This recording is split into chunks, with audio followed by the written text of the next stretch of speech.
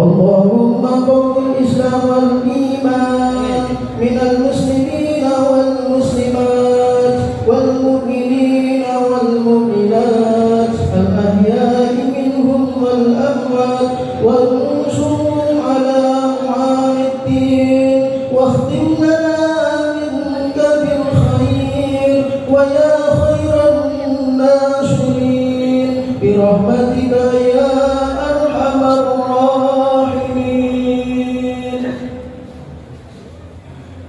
Assalamualaikum warahmatullahi wabarakatuh.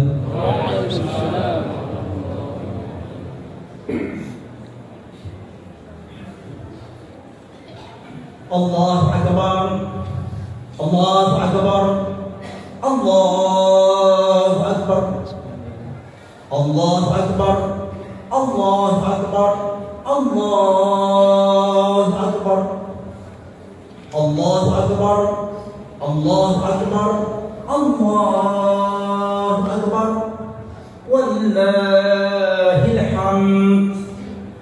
Alhamdulillah, alhamdulillah jama'ana fi hadzal masjidil mubarak mu'minina wa mu'minat, muslimina wa muslimat, muhsinina wa muhsinat insyaallah.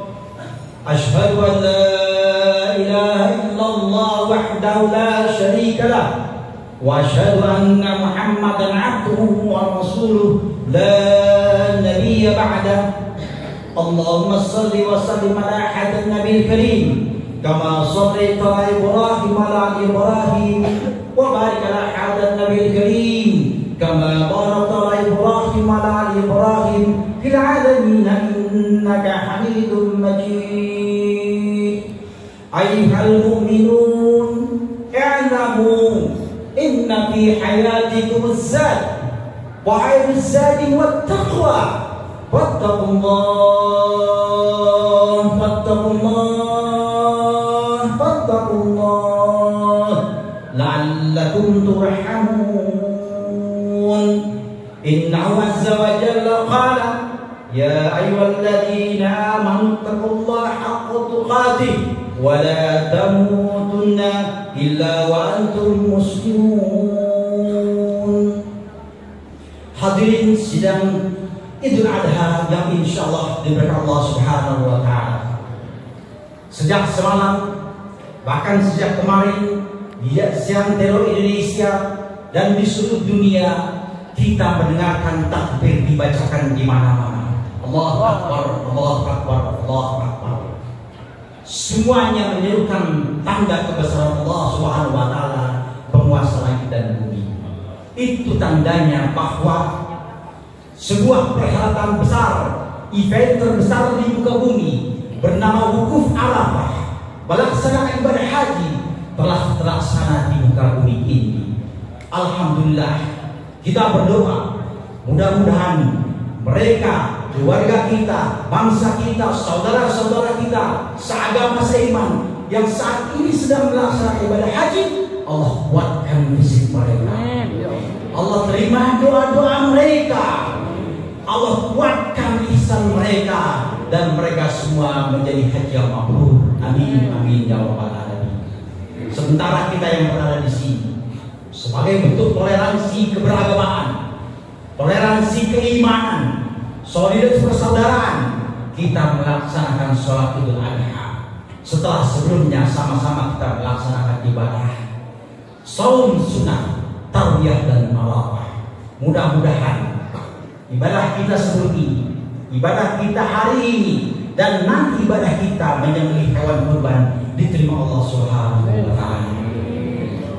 Sebelum khutbah dilanjutkan, meskipun tadi sudah dinyatakan dalam bahasa Arab, lebih afdal lagi kalau disampaikan dalam bahasa Indonesia. Mari kita berkirim salam dan salawat kepada junjungan Nabi besar Muhammad sallallahu alaihi wasallam. Dengan salam dan salawat yang selalu kita sampaikan minimal 5 kali dalam sehari dalam sholat kita dalam tahiyat. Sekarang juga insya Allah Allah pertemukan kita nanti di gurun mahsyar bersama-sama bahwa panji Rasulullah Muhammad sallallahu alaihi wasallam. Allahu Akbar, Allahu Akbar, Allahu Akbar. Hadirin sidang Idul Adha yang dirahmati Allah Subhanahu wa taala. Apa yang tadi disampaikan bahwa jutaan umat Islam sekarang berkumpul di tanah suci melaksanakan event terbesar di muka bumi dalam bentuk wukuf di Arafah adalah event kebanggaan umat Islam. Itulah ibadah haji.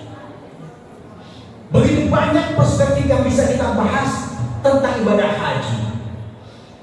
Dalam sejarah, secara sosiologis, secara historis, kita harus yakin bahwa dulu nenek moyang kita berusaha payah melaksanakan ibadah haji dengan kapal laut di bawah mata-mata dan kendali kolonial itu Belanda, tapi mereka tetap berangkat pergi haji.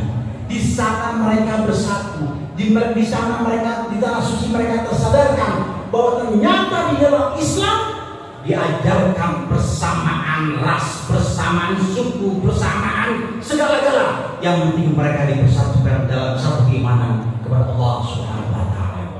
Berangsur-angsur dari kesadaran yang seperti inilah kemudian mulai terbangun nasionalisme, persatuan Indonesia, yang dari situ melahirkan satu kesadaran nasional bahwa Indonesia harus merdeka. Itulah salah satu inspirasi ibadah haji yang kalau kita lihat dari perspektif sejarah. Kalau kita lihat dari segi teologi, subhanallah, betapa indah ibadah haji. Hati-hati, di dalam ibadah haji terdapat berkah, tapi juga terdapat musibah. Menjadi musibah kalau kita pergi umroh, kita pergi haji, kemudian yang kita kagumi adalah Ka'bah, yang kita kagumi adalah Hajar Aswad, yang kita kagumi adalah Masjidil Haram, yang kita kagumi adalah Masjid Nabawi, yang kita kagumi adalah kuburan-kuburan tempat kita ziarah. Semua itu hanyalah sarana sebetulnya untuk menghadap Allah Subhanahu wa taala. Jadi menjadi musibah kalau kita menjadikan Ka'bah sebagai berhala baru. Tapi menjadi berkah kalau kita selamat dari godaan itu. Di depan Ka'bah hanya Allah yang teringat. Mencium Hajar Aswad kita berebut, hanya Allah yang kita ingat. Sujud di Masjid Nabawi, hanya Allah yang kita ingat. Berziarah ke makam Rasulullah, hanya Allah yang kita ingat. Semuanya makhluk. Kalau itu yang kita laksanakan, maka kita menjadi insan-insan baru, dengan spirit baru, dengan jiwa baru, dengan roh baru. Makanya secara teologis di dalam ibadah haji terdapat godaan. Itulah godaan yang disebut musibah. Tapi di situ ada harapan. Itulah yang disebut sebagai berkah. Hadirin sidang Idul Adha yang berbahagia. Khutbah ini tidak ingin menjelaskan soal itu karena begitu banyak khatib sudah menjelaskannya, sudah begitu banyak penceramah menjelaskannya. Tapi kali ini khutbah kali ini ingin berkonsentrasi betul memandang ibadah haji, ibadah yang sangat spiritual itu dari perspektif tasawuf. Allahu Akbar, Allahu Akbar, Allahu Akbar. Hadirin sidang Idul Adha yang insya Allah dirahmati Allah Subhanahu wa taala. Selama ini kita mulai penjelasan tentang spiritualitas ini, kita mulai dari pengenalan kita tentang malaikat. Selama ini kita hanya tahu ada 10 malaikat. Hasil survei ini khatib lakukan setiap kali berceramah, lalu bertanya, apakah Anda semua kenal dengan malaikat? Maka mereka selalu menyebut 10 malaikat. Ke-10 malaikat ini adalah Jibril, Mikail, Israfil, Israil, Munkar, Nakir, Raqib, Atid, Ridwan dan Mahdi. Bisa dimahami. Mengapa begitu? Karena buku ajar yang diterbitkan oleh Departemen Pendidikan Kebudayaan di zaman Orde Lama, di zaman Orde Baru, sampai sekarang sama. Kita dari mulai SD, SMP, SMA, kuliah, dari mulai ibtidaiyah, sanawiyah, aliyah sampai perguruan tinggi Islam, hanya 10 malaikat itu yang diperkenalkan. Padahal hadirin sidang Idul Adha yang berbahagia, berbahagia kita sekarang berkumpul di sini. Akan saya sampaikan satu ilmu baru bahwa sesungguhnya bukan hanya itu yang ada yang kita kenal. Allah Subhanahu wa taala memperkenalkan kepada kita ada satu malaikat yang sebetulnya sangat dekat dengan kita, tapi kita tidak kenal namanya. Malaikat itu bernama malaikat muaqibat. Khatib bacakan firman Allah Subhanahu wa taala dalam surat Ar-Ra'd ayat 11. A'udzubillahi minasyaitonirrajim. Bismillahirrahmanirrahim. Kata Allah Subhanahu wa taala, lahu mu'aqibat min baini yadayhi wa min khalfihi yahfazunahu min amrillah. Allah menegaskan dalam surat Ar-Ra'd ayat 11 ini bahwa lahu mu'aqibat, kepada every single person, kepada setiap orang hamba-hamba Allah, laki-laki maupun perempuan, besar kecil, dewasa anak-anak, sempurna cacat, mau kafir mau beriman, semuanya secara adil Allah berikan kepada mereka malaikat-malaikat mu'aqibat. Apa yang mereka kerjakan? Di mana mereka sekarang? Kata Allah Subhanahu wa taala dalam surat ini, min baini yadayhi wa min khalfihi, di depan dan di belakang kita. Malaikat-malaikat itu ada di depan dan di belakang kita. Apa tugas mereka? Yahfazunahu min amrillah. Mereka diperintahkan untuk menjaga setiap orang itu atas perintah Allah Subhanahu wa taala. Pernah mendengar kisah tentang mu'aqibat ini? Tidak, karena tidak banyak usah mengungkapkannya. Padahal ini termaktub di dalam Al-Quran. Dengan demikian, hadirin sidang Idul Adha yang berbahagia, di depan kita ada malaikat mu'aqibat menjaga kita, di belakang kita ada malaikat mu'aqibat menjaga kita. Di samping kanan barulah ada malaikat raqib yang mencatat amal baik. Di samping kiri kita barulah ada malaikat atid yang mencatat perbuatan buruk kita. Dengan kata lain, kalau kita pakai matematika saja, ada berapa malaikat di sekeliling kita? Ada 4. 1 di depan, 2 di belakang, 1 lagi di kanan, 1 lagi di kiri. Padahal di dalam bahasa Arab, di dalam ilmu mantik, kalau sudah dikatakan min baini yadayhi wa min khalfihi, itu berarti di sekeliling. Kita tidak pernah tahu berapa jumlah mereka. Tapi kalau kita melihat teks, maka di depan dan di belakang berarti ada 4. Malaikat mu'aqibat ini disampaikan juga oleh Allah Subhanahu wa taala di dalam surat Al-An'am ayat 61, disebutkan namanya sebagai malaikat hafazah. A'udzubillahi minasyaitonirrajim. Wa huwal qahiru fawqa ibadihi. Dia adalah Tuhan yang sangat absolut terhadap hamba-hambanya. Wa yursilu 'alaikum hafazah.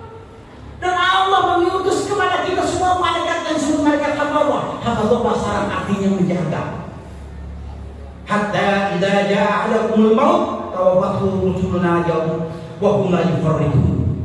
Kapan malaikat hafazah ini menjaga tugasnya? Sampai nanti Israel datang lalu mencabut nyawa kita. Kita kembali pada Allah Subhanahu wa taala. Malaikat kami jaga kita kembali ke Baitul Ma'mur untuk bertawaf dengan teman-temannya, saudara-saudara sesama malaikat.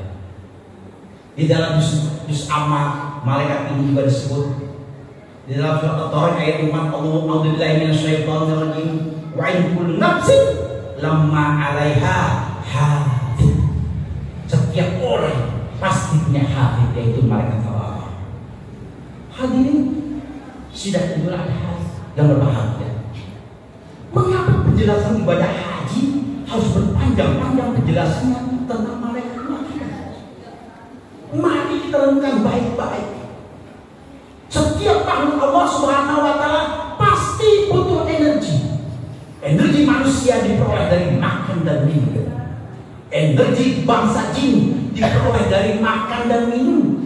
Hadisnya banyak tentang jin. Pertanyaan kita kemudian, apakah malaikat juga butuh energi? Kalau malaikat tidak butuh energi, tapi mereka bisa hidup sampai kiamat, maka mereka akan menyaingi Allah Subhanahu wa taala. Padahal hanya Allah sebagai sumber energi. Karena itu hadirin sidang Idul Adha yang berbahagia, harus kita imani bahwa malaikat juga butuh energi. Yang dalam bahasa kita mereka juga butuh makan dan minum. Bentuknya apa kita tidak pernah tahu, caranya kita tidak pernah tahu, tapi mereka butuh energi. Apa dalilnya? Dalilnya A'udzubillahi minasyaitonirrajim. Bismillahirrahmanirrahim. Di dalam surat Al-Hajj Allah berfirman, A'udzubillahi minasyaitonirrajim. Wa hudu ila tayyibi minal qaul wa hudu ila siratil hamid. Hadirin sidang Idul Adha yang berbahagia, Hampir saya menangis menjelaskan ini bahwa nanti kalau Allah takdirkan kita menjadi penghuni surga, maka kita akan menjadi orang yang Allah deskripsikan dalam surat Al-Hajj ayat 24 ini. Wa khudhu ila tayyibin minal qaul wa khudhu ila siratal hamid. Kita hanya diperkenankan di dalam surga berkata dengan perkataan yang baik-baik saja. Wa khudhu ila siratal hamid, kita bertakbir terus kepada Allah Subhanahu wa taala. Allah tidak izinkan nanti di surga kita ngomong jorok, kita bertengkar, kita ribut. Kenapa? Persoalan kita dulu masalah diselesaikan dulu baru kita masuk surga. Di surga itulah nanti kita akan bersama para malaikat dan orang-orang baik, makhluk baik. Kecuali para malaikat yang ditugaskan di neraka seperti malaikat Zabaniyah dan malaikat Maut. Selebihnya makhluk-makhluk baik. Dengan kata lain, hadirin sidang Idul Adha yang berbahagia, makanan dan minuman para malaikat dua akibat dan malaikat yang lain adalah kalimat-kalimat thayyibah. Itulah sebabnya kita diminta oleh Allah Subhanahu wa taala melaksanakan sholat minimal 5 kali sehari. Kita diminta sholat sunat sedapat mungkin. Kita diminta berpuasa, berzakat, berkorban, dan puncaknya haji. Kenapa? Karena dalam setiap ibadah itu kita selalu berkata dengan kalimat-kalimat baik bertakbir kepada Allah Subhanahu wa taala. Maka sebagai satpam yang selalu menjaga kita, malaikat-malaikat akibat kita akan menjadi gemuk-gemuk, akan menjadi besar-besar. Karena itu begitu ada tantangan, ada godaan, ada serangan internal ke dalam diri kita, dalam bentuk sihir, dalam bentuk teluh, dalam bentuk santet, dalam bentuk pelet dan sebagainya, kita tidak mempan. Kenapa? Malaikat akibat kita besar-besar. Tapi kalau malaikat kita sering kita ajak ke diskotik, ke tempat pelacuran, perjudian, judi online dan sebagainya, maka malaikat kita krempeng-krempeng. Begitu kita disantet, jangan salahkan malaikat kenapa tidak menjawab kita. Tapi karena kita tidak membuka mereka dalam bentuk energi luar biasa, dalam bentuk sholat dan ibadah lain. Itulah sebabnya hadirin sidang Idul Adha yang berbahagia. Mengapa Rasulullah menekankan kepada kita, ayo dong sholat berjamaah di masjid dari mulai subuh, zuhur, asar, maghrib, isya. Kenapa begitu? Mari kita itu betapa dahsyat penjelasan ini. Berapa jumlah sekarang yang berkumpul di masjid ini? Supaya gampang kita hitung. Kita hitung 100 orang, 200 orang dengan di luar. Hitung, di depan kita ada malaikat muakibat 200 kali 2, 400. Di belakangnya ada malaikat muakibat 600. Di belakangnya masing-masing kita punya raqib 800. Masing-masing kita punya atid 200. Jumlahnya segitu. Berarti di masjid ini pagi ini yang mendengarkan khutbah saya bukan 200 makhluk Allah Subhanahu wa taala yang baik-baik, tapi 1000 makhluk Allah Subhanahu wa taala. Itu penjelasan yang sangat singkat. Semakin besar masjid, semakin kita berkumpul di majlis taklim, di tempat-tempat belajar, di tempat-tempat orang baik, kita selalu bersilaturahim dengan malaikat-malaikat muakibat itu. Itulah sebabnya hadirin sidang Idul Adha yang berbahagia, di dalam tradisi Nahdlatul Ulama misalnya yang saya kenal, para kiainya, para ustadznya mengajarkan kepada para nahdien untuk bersilaturahim dengan para kiai. Kenapa begitu? Kita tahu diri. Malaikat muakibat kita sering kita ajak diskotik, krempeng. Tapi malaikat muakibat para kiai sering diajak zikir, sering diajak sholat dan sebagainya, gemuk-gemuk. Maka kita bersilaturahim dengan kiai, sesungguhnya bukan hanya kita bersilaturahim. Malaikat muakibat kita akan girang bertemu dengan para muakibat yang gemuk-gemuk dari para kiai. Mereka saling sedot energi, saling berbahagia, saling bercerita sampai kita mati. Itu penjelasan di ayat ini. Kalau sekarang kita berkumpul dengan 1000 makhluk Allah Subhanahu wa taala, Anda bisa bayangkan berapa makhluk Allah berkumpul di tanah suci ya Allah. Berjuta-juta dan semuanya makhluk-makhluk baik. Karena di dalam hati tidak boleh ada jidal, tidak ada nafas, tidak ada kusuk, tidak ada muncul, tidak boleh bertengkar. Semuanya damai kebahagiaan. Kenapa? Wa bila tajibina qaul wa bila salat kami. Semuanya diminta oleh Allah Subhanahu wa taala. Bahkan ketika kita berpakaian ihram melamar pun tidak boleh. Karena dalam lamaran akan melihat sedikit birahi. Allah taala kita diminta untuk menjadi malaikat suci selama berada di tanah suci. Anda bisa bayangkan.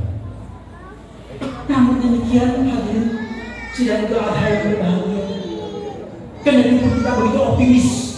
Suatu ketika nanti kita pergi haji, kita wajar pesimis bahwa Mekah tidak selamanya buat kita. Kenapa begitu? Hitung saja setelah sini.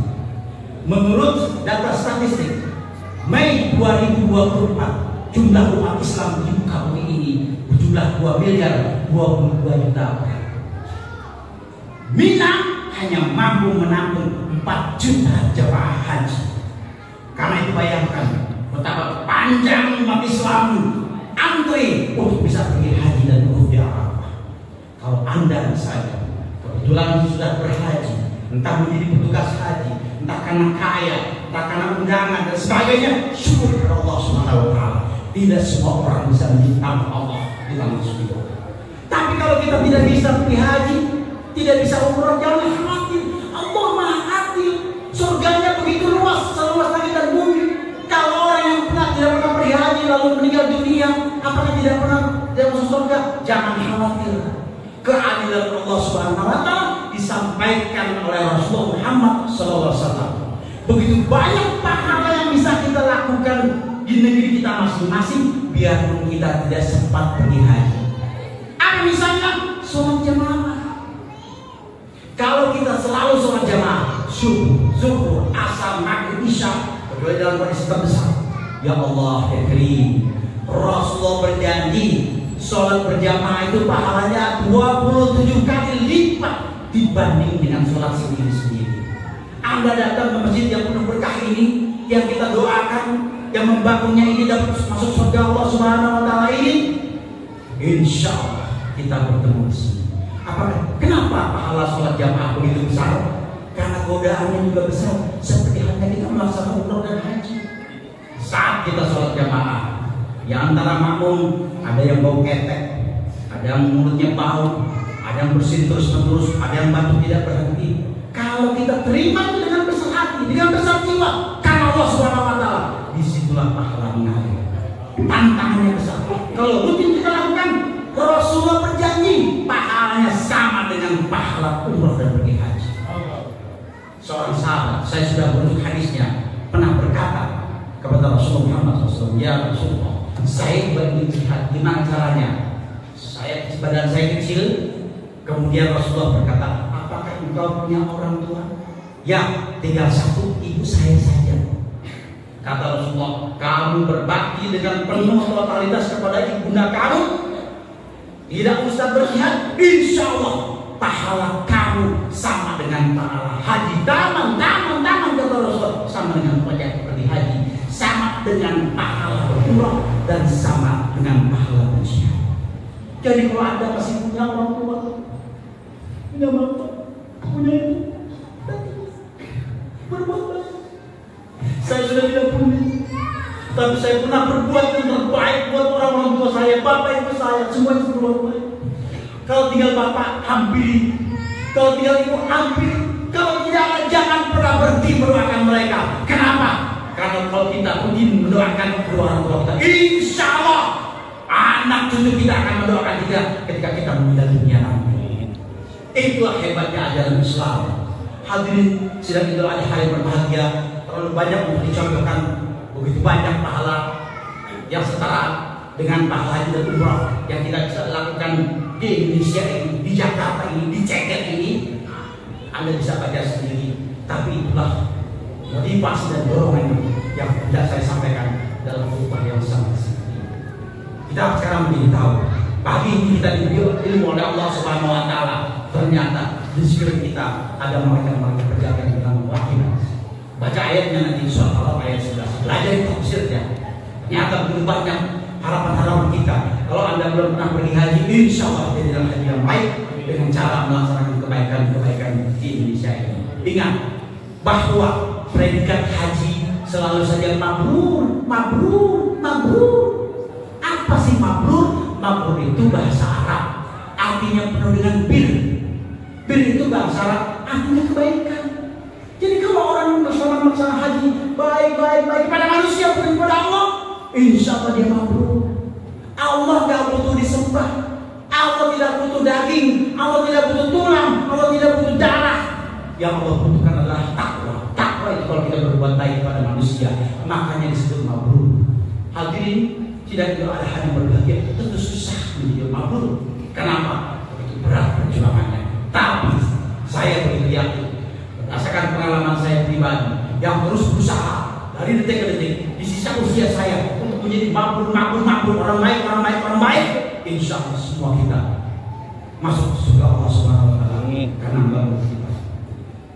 Hadirin, inilah khutbah pertama yang bisa disampaikan. Mudah-mudahan khutbah ini masuk ke dalam hati kita masing-masing dan kita menjadi haji mabrur, baik haji yang sudah melakukan ibadah haji secara formalitas tanah suci maupun ibadah haji yang kita laksanakan di Jakarta dan Ceko ini.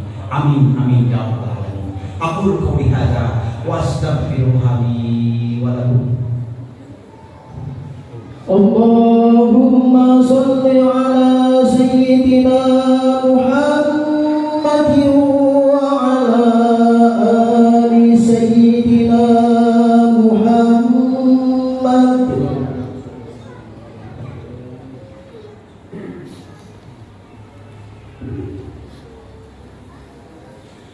Allahu akbar, Allahu akbar, Allahu akbar, Allahu akbar, Allahu akbar, Allahu akbar, Allahu akbar, Allahu akbar, Allahu akbar, walillahil hamd.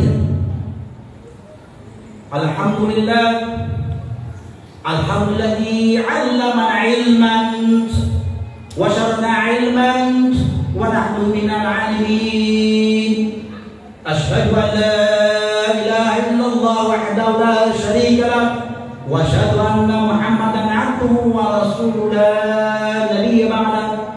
Allahumma shalli wa sallim ala hadratin nabiyil karim kama shallaita ala Ibrahim wa ala Ibrahim wa barik ala hadratin nabiyil karim kama barakta ala Ibrahim wa ala Ibrahim fil alamin innaka Hamidum Majid. Ayyuhan nas ittaqullah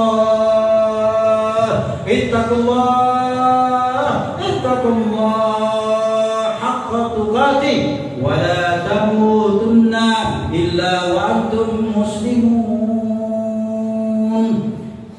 Itu khutbah kedua ini. Aminkan doa yang saya bacakan. Allahumma shalli ala Muhammad wa ala Muhammad sallallahu alaihi wasallam. Alhamdulillah hamdan syakiran hamdan na'iman hamdan wafiyan wa yukafi. Allahumma firil mu'minina wal mu'minat wal muslimina wal muslimat al ahya'i minhum wal amwat. Allahumma a'izzal Islam wal muslimin wa ahdikil kafarata wal musyrikin a'daka a'da'ad-din. Allahumma ansurna ya Allah wa ansuril muslimin. Rabbana hab lana min azwajina wa dhurriyyatina qurrata a'yun waj'alna ya Allah lil muttaqina imama. Allahumma ansur fi biladina hada Indonesia ya Allah imaman adilan wa biladil muslimin 'amma innaka ala kulli syai'in qadir. Rabbana atina fid dunya hasanah wa fil akhirati hasanah wa qina adzabannar. Selamat hari Tasawuf kita sunahkan untuk membaca takbir terus-menerus selama 3 hari berturut-turut. Mudah-mudahan Allah terima takbir kita.